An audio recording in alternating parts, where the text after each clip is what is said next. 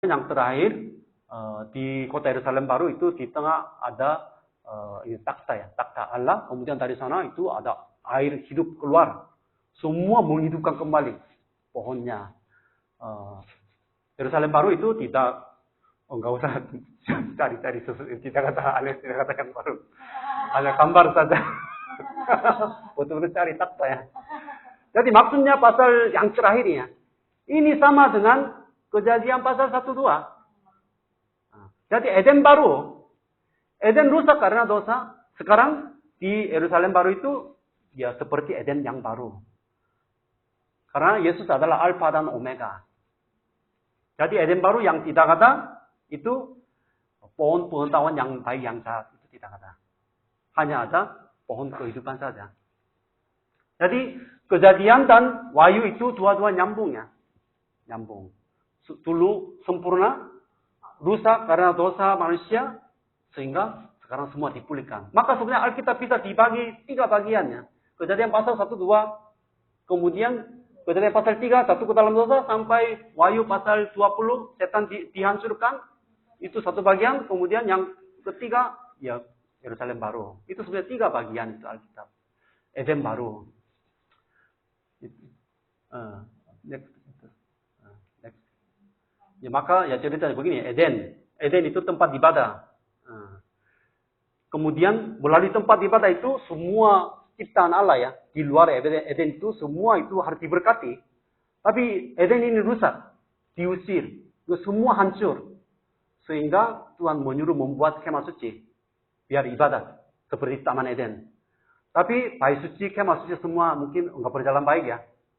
Maka Yesus datang, dia mempersembahkan, dia menjadi korban melalui Yesus seperti fungsi bait suci kita bisa menyembah Allah yang benar. Jadi Yesus Kristus angkat ke surga, kemudian di bumi berdiri tubuh Yesus Kristus yaitu gereja. Gereja itu nanti sekarang memang kerajaan surga sudah datang di bumi ini tetapi tidak sempurna. Tapi kedatangan yang kedua kali dia akan datang sebagai penghakim. Karena Allah semua berikan kuasanya kepada anaknya Yesus Kristus. Sehingga dia akan menghakimi, kemudian membawa Yerusalem baru. Itu surga. Itu ceritanya ya. Next, kita hampir selesai. Jadi kesimpulannya, 3. Yesus segera akan datang kembali.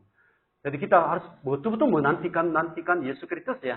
Yang sekarang hidup dengan segala macam penderitaan, pasti kita akan menantikan. Tapi kita, kalau seseorang betul-betul hidup menikmati dunia ini ya, suka dengan dunia ini, senang dengan dunia ini, enggak menunggu kedatangan Yesus Kristus ya.